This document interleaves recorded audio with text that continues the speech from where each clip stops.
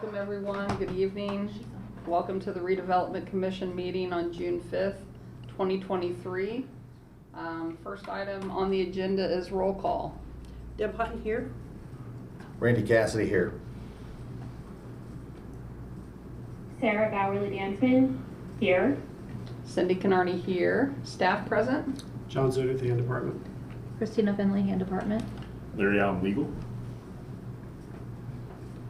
Alex Crowley, Economic and Sustainable Development.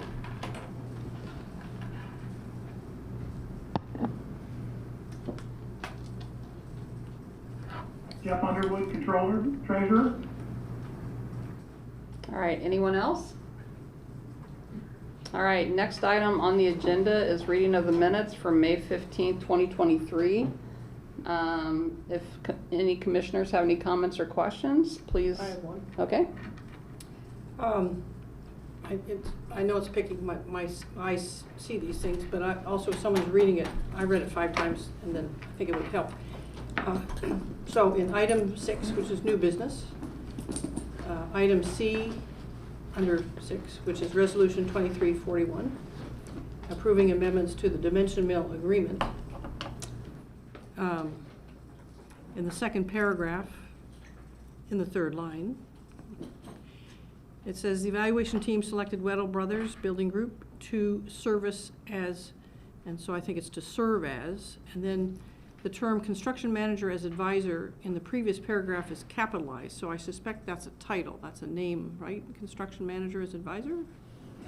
It's not a proper noun, so we probably wouldn't capitalize it normally unless it's a defined term, but. Okay, because once it was and once it wasn't. Yeah, so. we should Okay. make it, we can make it consistent though either way. Either way, so whichever way you guys want it, go for it. That's uppercase and Yeah. that's lower. Okay. Are there other corrections? So serve as. And then in the first paragraph there under C, it's, right now it's a construction manager as opposed to construction manager. Little things, just small, great. so that's all. All right. Any other questions or comments from commissioners? If not, I'll entertain a motion. Deb Hutton, I move to accept the minutes as amended. Randy Cassidy, I'll second. We have a first and a second. I need a vote via roll call, please. Deb Hutton, yes? Randy Cassidy, yes. Sarah Bowerly-Dansman, I'm abstaining since I was not at that meeting. And I'm also abstaining because I was not at that meeting as well. So we may need to, So this is actually something I was corrected on recently. So even if you weren't at the meeting, you can actually vote for the minutes, even if you didn't attend. So if either of you would like to vote for the minutes to approve them as amended, of course, the corrections noted, that is okay under the rules. then I would change my abstention to yes, as amended. All right.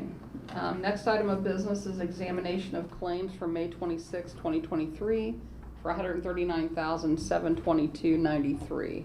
Do any commissioners have any questions or comments? If not, I'll entertain a motion. I have one question in regards to, ladies first, got a question? No. Just in regards to the CBRE Wellness Center, the 15,000 out of 439. What exactly was that for? So whenever the CFC Showers Business Plaza was purchased, they had already, in part of the leases that you all had assumed, there was a $15,000 credit to create a wellness room for CBRE. So it was included in their lease renewal prior to you all purchasing it. So that improvement as part of that facility was actually already underway at the time that the purchase was completed and we assumed the leases. We got a closing credit for that $15,000 as part of the closing with CFC, and then they submitted the receipts to us afterwards because it was completed afterwards. I believe it included a variety of furniture items and things like that to help them build that wellness room out in that facility.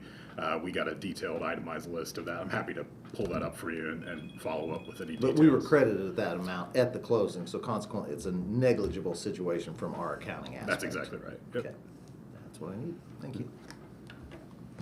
Any other questions for the claims?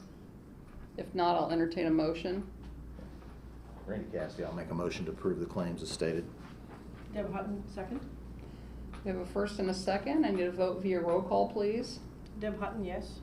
Randy Cassidy, yes. Sarah Bowerly-Dansman, yes. Cindy Canarney, yes. Next item of business is examination of payroll registers for May 19th, 2023 for $34,573.99. Any commissioners have any questions or comments? $575.99. $575.99. $2 difference. Randy Cassidy, I'll make a motion to approve claims as stated. Deb Hutton, second. We have a first and a second. I need a vote via roll call, please. Deb Hutton, yes. Randy Cassidy, yes. Sarah Bowerly Danson, yes. And Cindy Canarney, yes. Payroll registers are approved. Next item of business is the director's report. Mr. Zodi, is there a director's report? Briefly, Madam President, thank you. As of our next RDC meeting on June 20th, we'll have a new assistant director in the department. So her name is Anna Killian Hansen. She's a Bloomington native, realtor, owns a business here with her family, and so she's coming on June 12th. So we're excited. We will then be at full staff here at hand. So we're excited about that. And it's getting into the busy summer. Just want to remind the public to mind your weeds and grass and make sure everything's cleaned up appropriately. But other than that, we are in the thick of HUD stuff. So we have 2 audits that we're in the middle of. I want to thank the hand staff for all their work on those. It's a lot of gathering paperwork and files, and so we're right in the middle. We're ended one last week. We're beginning one this week, so we'll be done with those in the next few weeks, and we'll find out the results later in the summer, and still waiting on results for our plans we've submitted that you all have offered feedback on. So it's a busy time in hand as always. Question, please.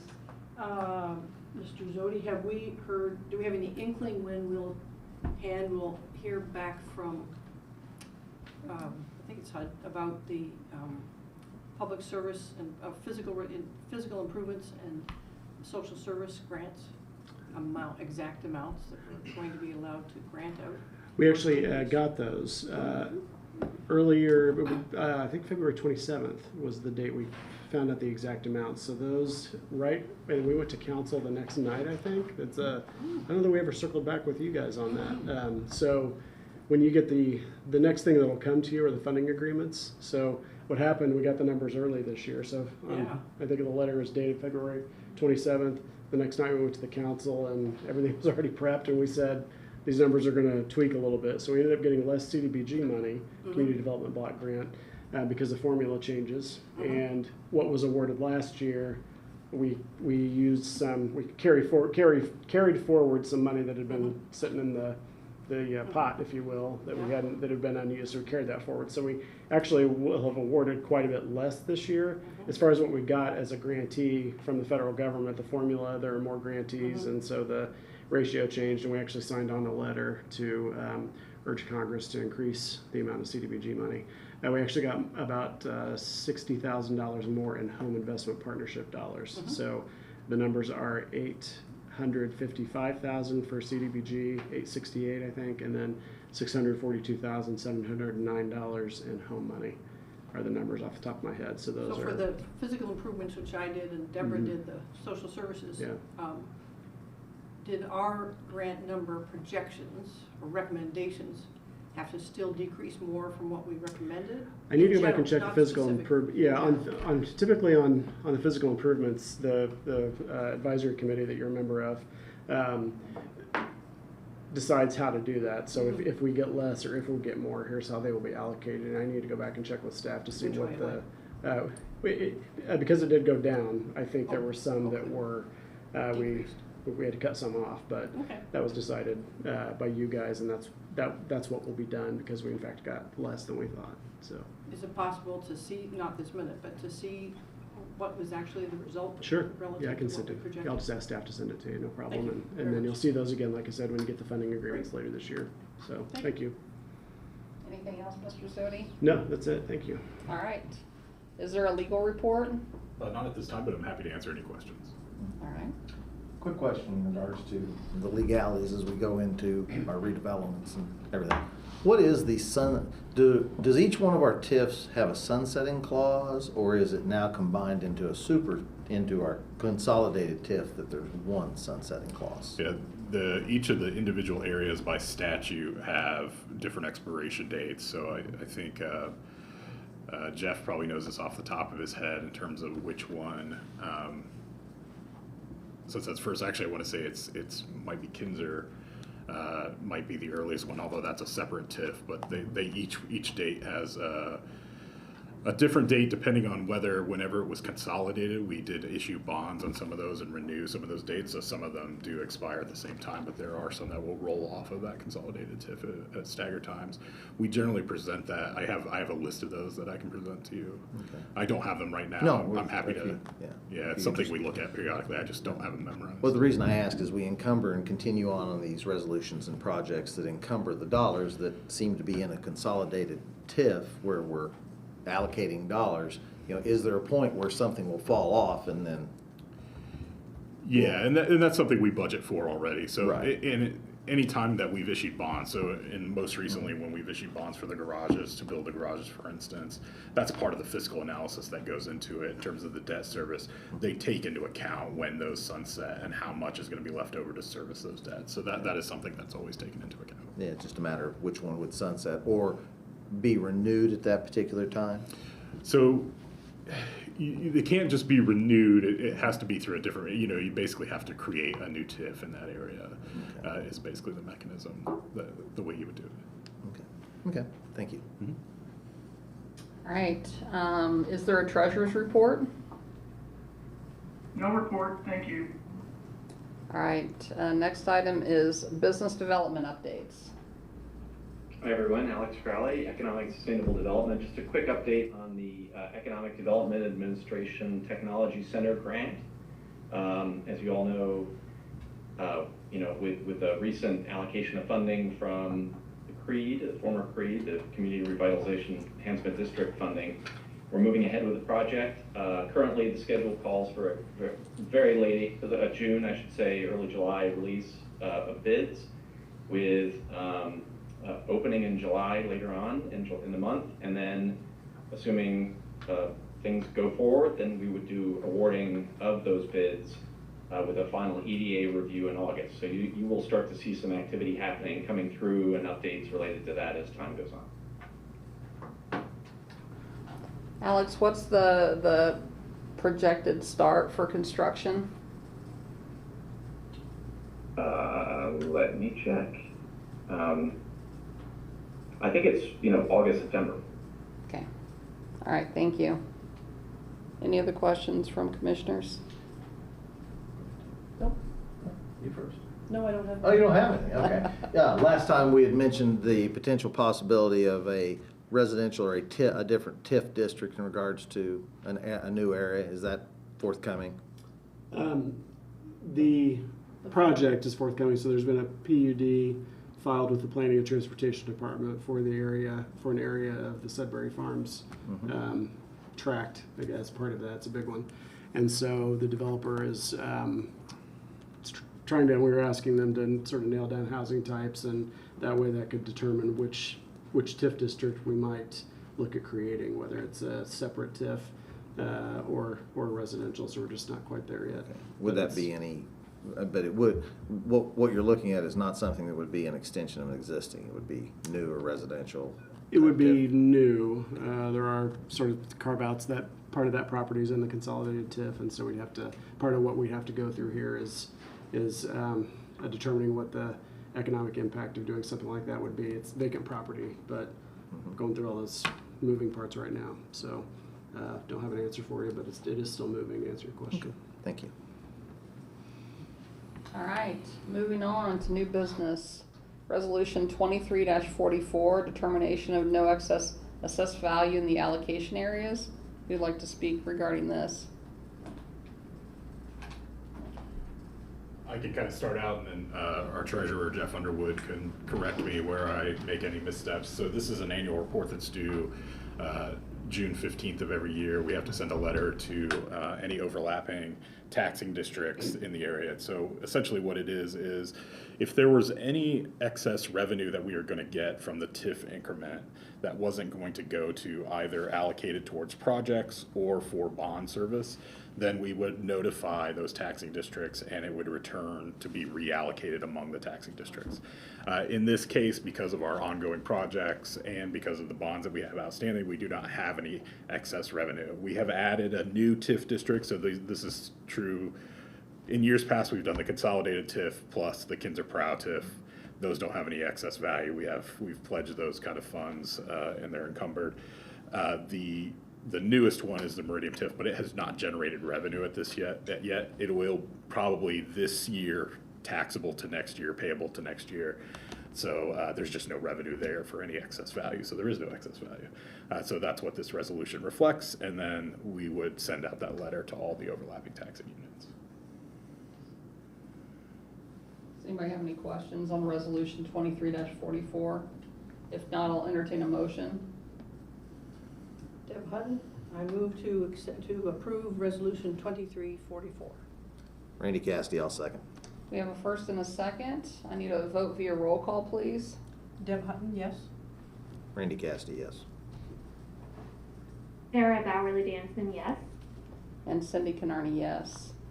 Next item of business is resolution 23-45, agreement with U3 Advisors for Owner's Representative Consultant Services for Hopewell.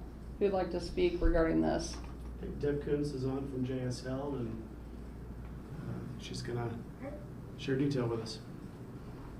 Excellent. Thank you so much. So on the call also is Todd Stern with U3 Advisors, so Todd is available for questions.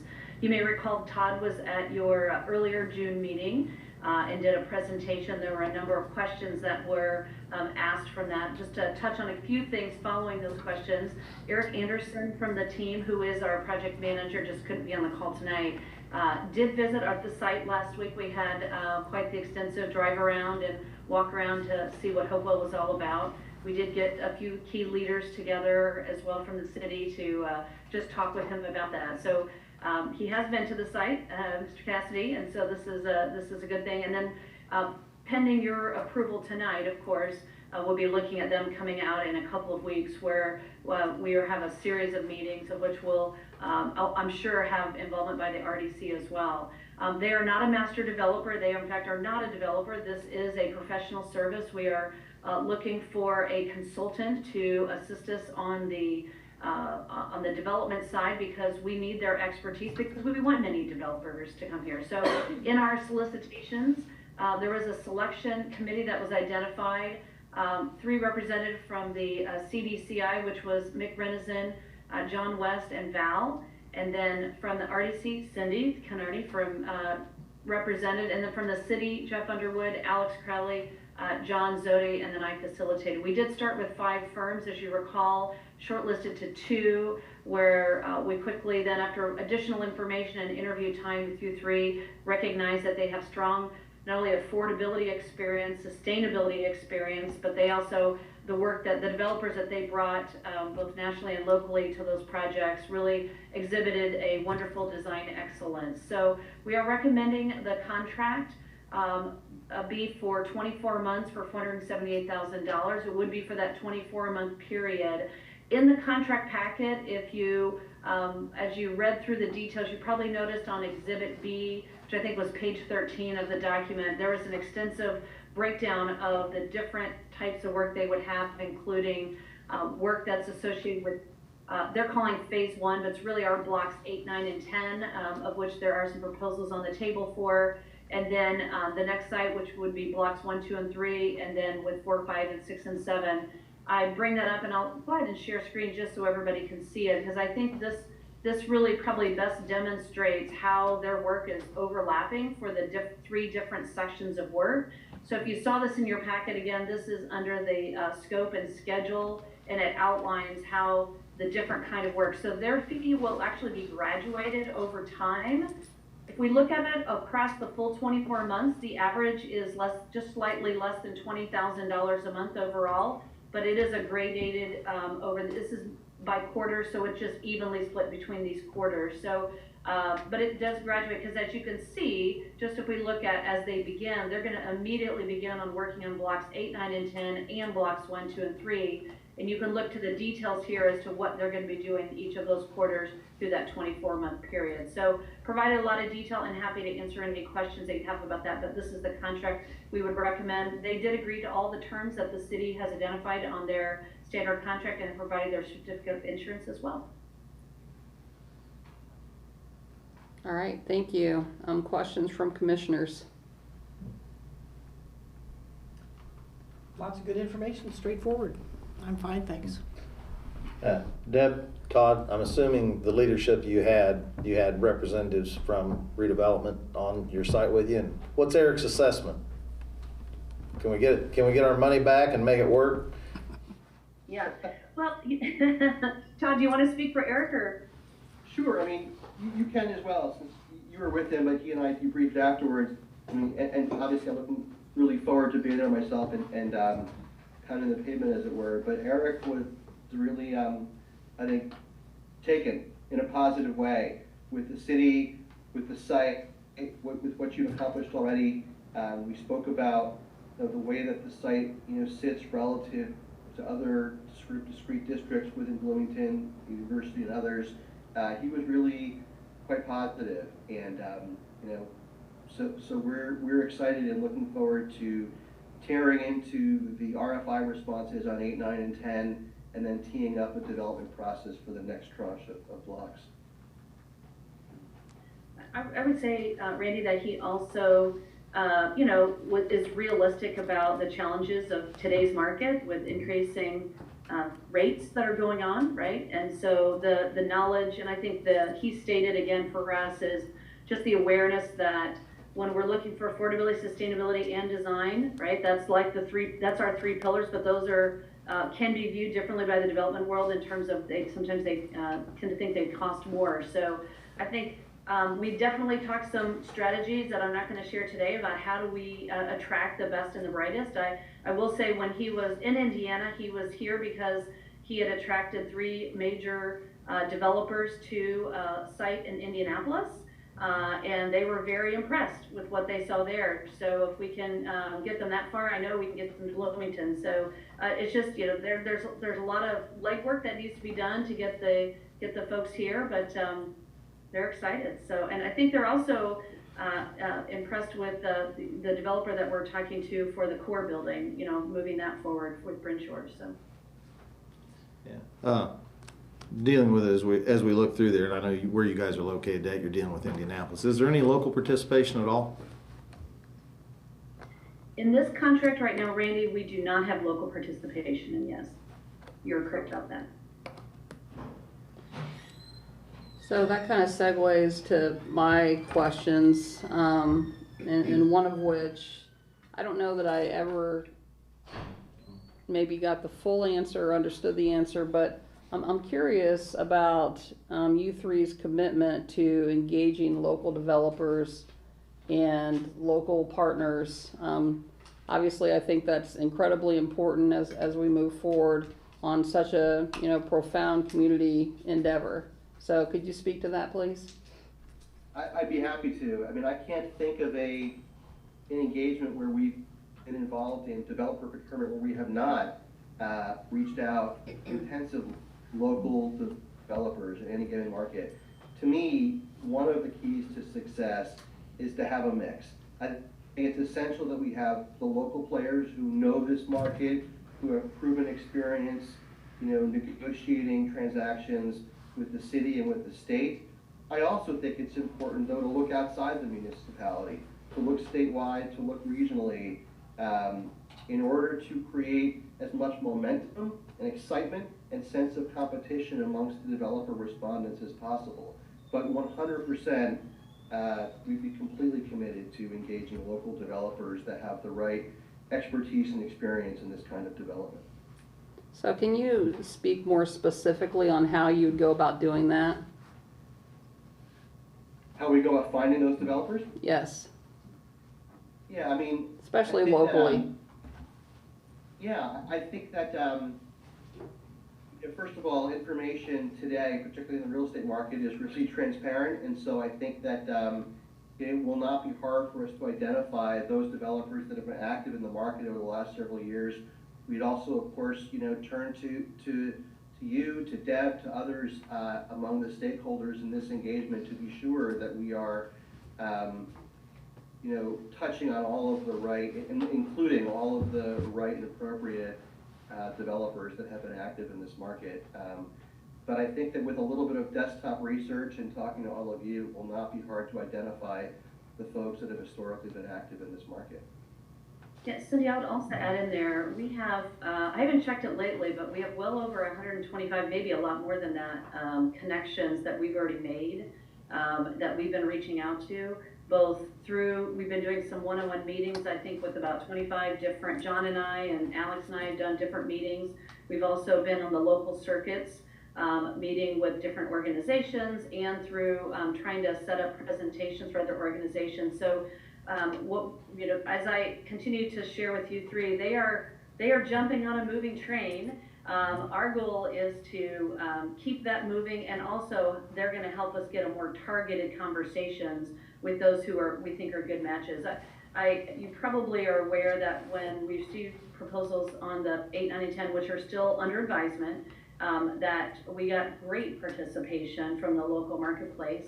And so we want to continue that forward. And we know that even with what's coming with Blocks 1, 2, and 3, that in fact, I just had a local developer last week email and say, when's the RFI coming out? I'm ready to look at it.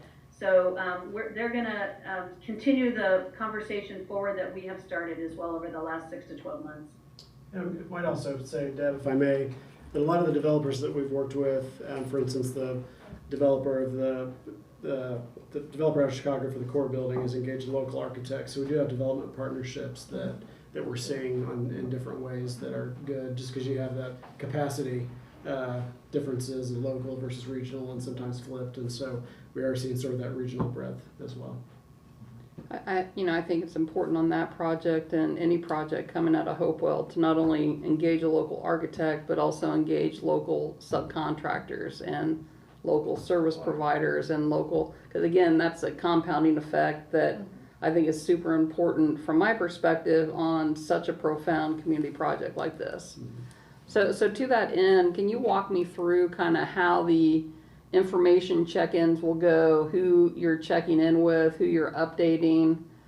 Because I didn't see anywhere in the agreement any kind of required updates for the RDC.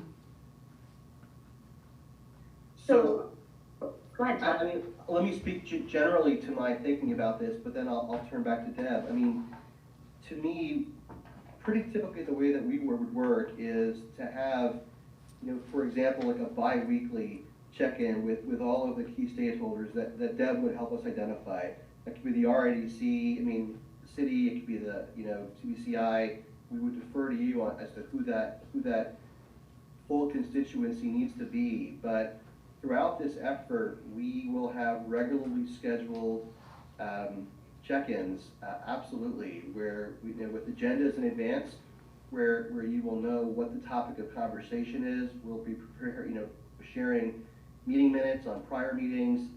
So we tend to, we certainly try to run a really organized and very engaged process throughout.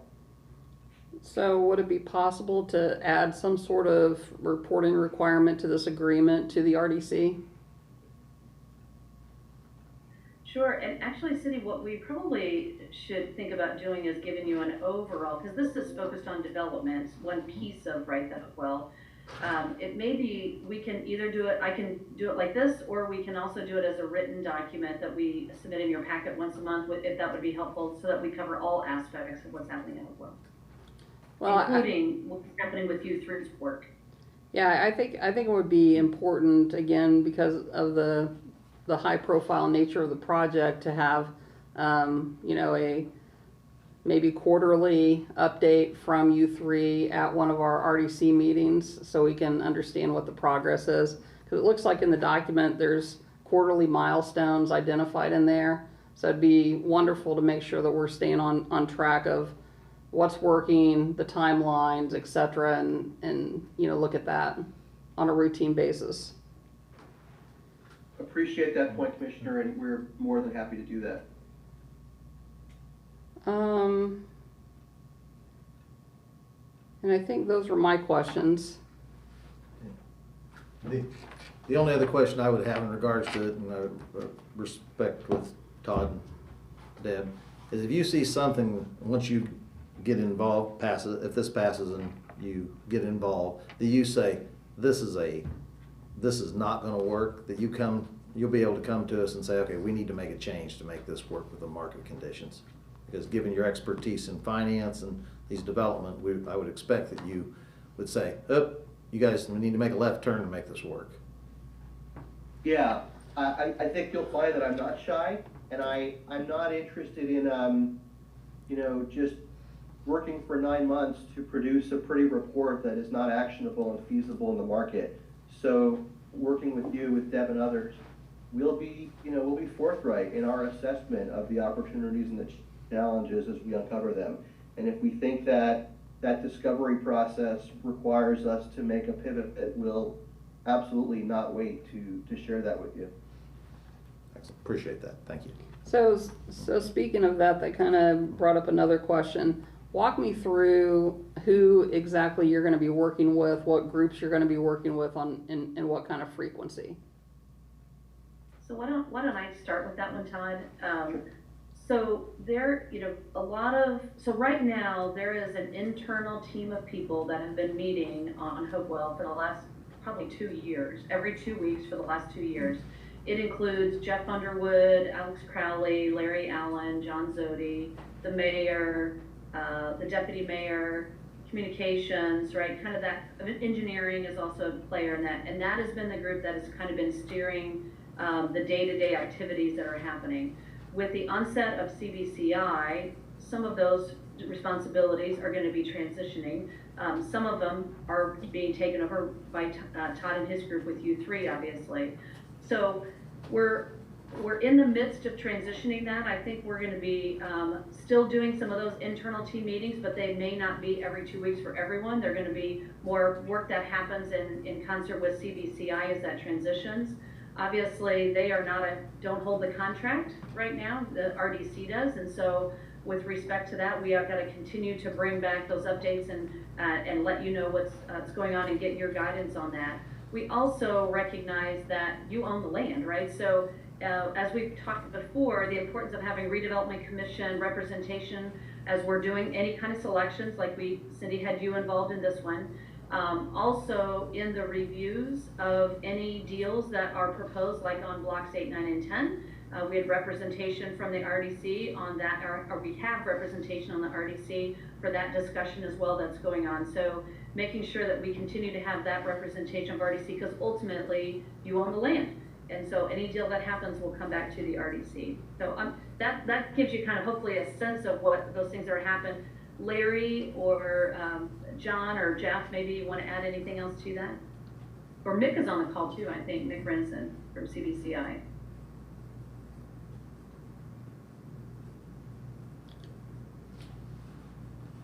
So again, kind of goes back to why I think it's important to have you three do a quarterly update at the RDC meeting on this project. I know there's a lot of players involved, and which I think is absolutely fantastic, but it would also be great if we got an update of sorts, and maybe quarterly is too much, I don't know. That's something we can work through, but I would make that request. If possible, Madam President, what I would suggest is let us come back to you with a proposal of how we could do those updates to make sure they're streamlined, because it's not just, I think as Deb just alluded to, and sorry Mick, I don't mean to step on your toes, I appreciate you being here. There's overlapping groups that are working on this at any time, and so I think it might be helpful for the RDC if we have CICB and U3 all kind of coming together and kind of creating a unified presentation. So if you would allow us maybe at the next meeting just to give you a proposal about how that could work and to streamline some of that communication, so that it's not like piecemeal of getting a little bit here, a little bit there, so that we have more of a comprehensive view of what's going on.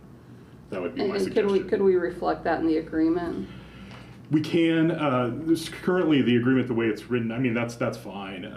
It's kind of coordination with Mary Catherine Carmichael as the deputy mayor and her serving in her official capacity and her designee. So what we could also do is making sure that there's a pledge from the administration to have that kind of coordinated review as opposed to directly with U3. We could do it either way. We could look at that, but I'm happy to look at that and see what makes most sense to do.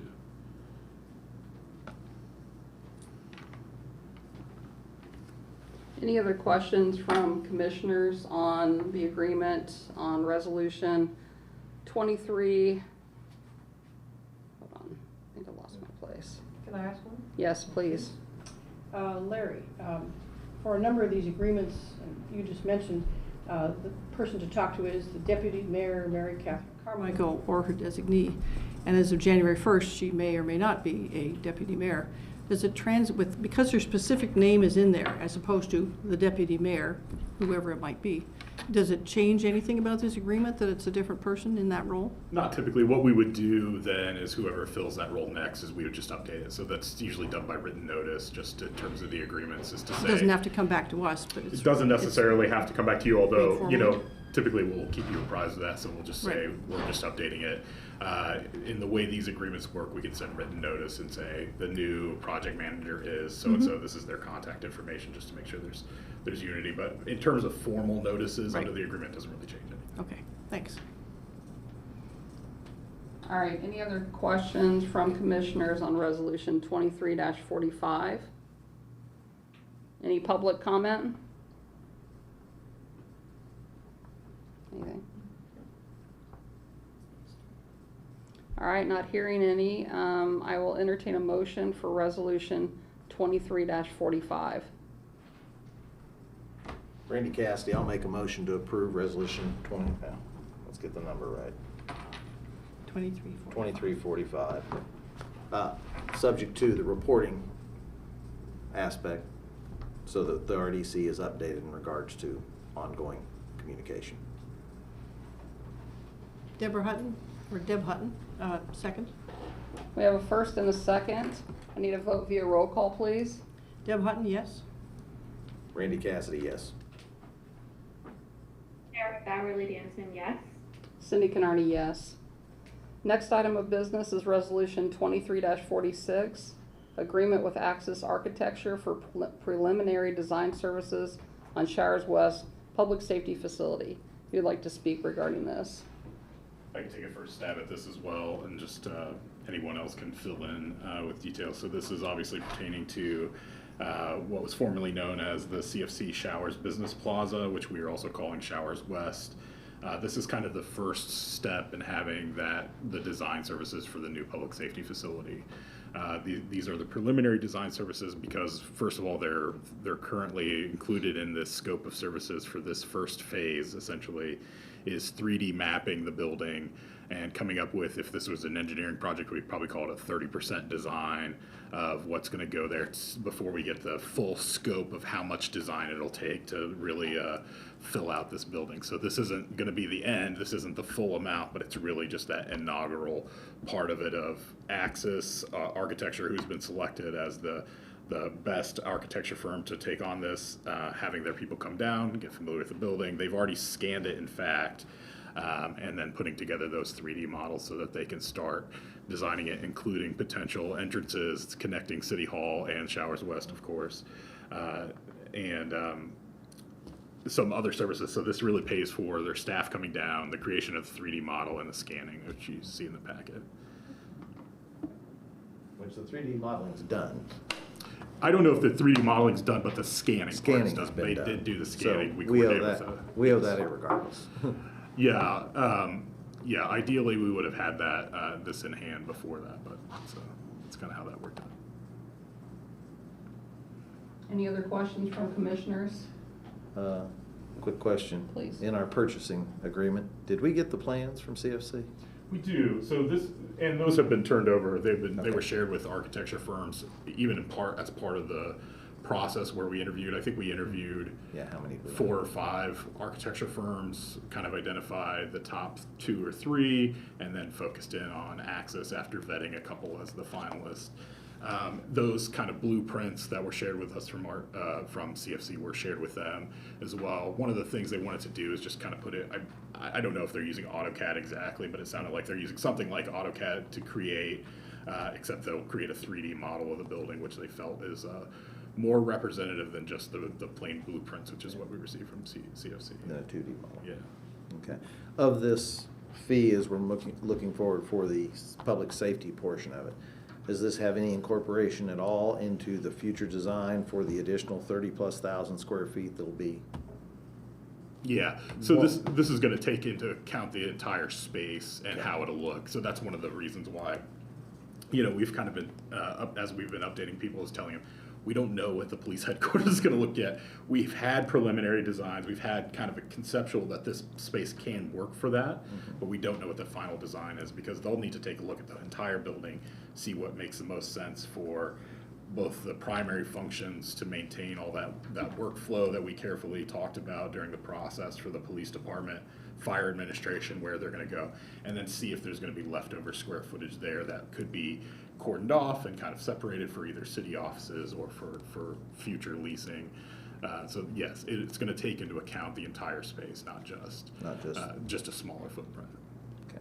So we'll have a baseline of what we're dealing with the entire Showers West portion Yeah, when we're done here. we'll have to. And then we'll have to make a determination on what happens to the rest of that space after you've allocated the fire and police administration. Right, for the uses that are called for there, yeah, exactly. Okay. Do we have a timeline for design? The timeline for design, we're trying to be as aggressive as possible. I mean, just in terms of, there's the hope for timeline and there might be the realistic timeline. The hope for timeline is always as soon as possible, just in all of our projects. And this particular one, as soon as possible, may mean early fall. A realistic timeline may be anywhere from early fall to early next year in terms of getting that. And because there's always going to be a back and forth. Once we've set up this kind of preliminary step, and then they go through the real design, then there's going to be the back and forth of, are there compromises? Do we have additional needs? And listening to the police department in terms of how this is going to fulfill their needs and how it's going to work with their workflow and all that stuff. So, there's going to have to be some allowance for time for the back and forth. Okay. And at the present moment, there's money allocated to complete the project. So from this part, yes, exactly.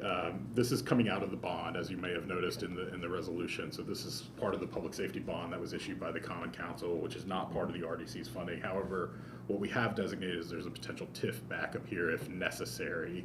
But right now, this full amount would be coming out of that bond that was issued, as is all the projects for fire and police that are going around the city. So for the fire stations and things like that are also being improved. Which will come out of the what the heck, the LITAC.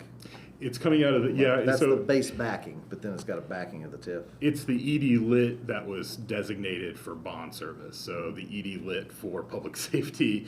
So it's not sometimes it got referred to as PS lit. That's its own separate local income tax. This is from an economic development local income tax that was passed by the Common Council. They designated about $2 million a year for debt service. Then they issued bonds for these specific projects. So this is coming out of the bonds that are serviced by that ED lit fund.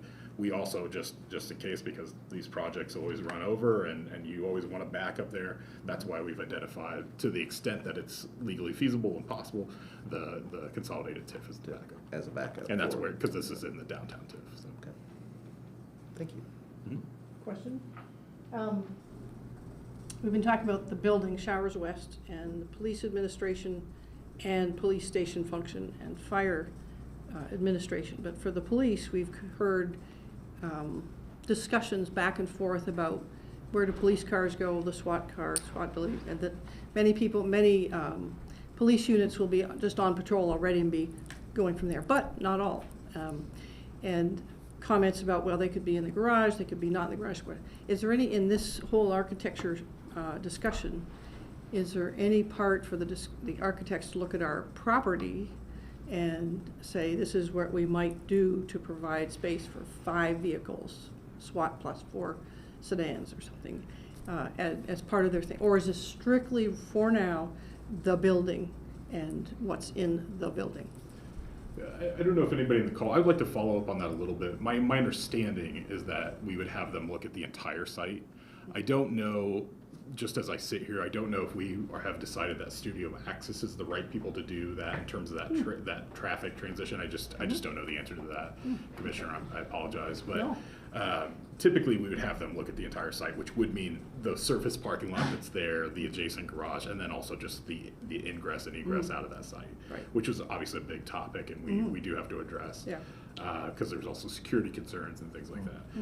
I believe that Studio Access would do that, but I would like to follow up and make sure that they're going to be the ones that do it. Great, thank you very much. All right, any other questions on resolution 23-46 from commissioners? Any public comment? Not hearing or seeing any. I'll entertain a motion on resolution 23-46. Deb Hutton? I move to approve resolution 2346. I'm trying to see if Sarah Sarah would like can. to, because me and you've been going back and forth all night. I can, it's just, it's easier for people in the room to do it. Okay, Sarah. I'll second. How's that? We have a first and a second. I need a vote via roll call, please.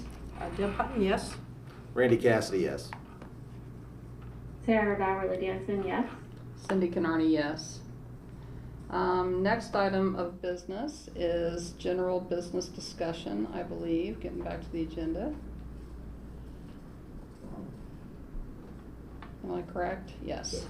Is there any business or general discussion tonight? Just a reminder for commissioners and the public that our next meeting is June 20th, not June 19th. The Tuesday. Because of the Juneteenth holiday that Monday. So. Okay. All right. Anything else? 2 questions in regards to it. And it may have to do with redevelopment. It may have to do with the city as a whole.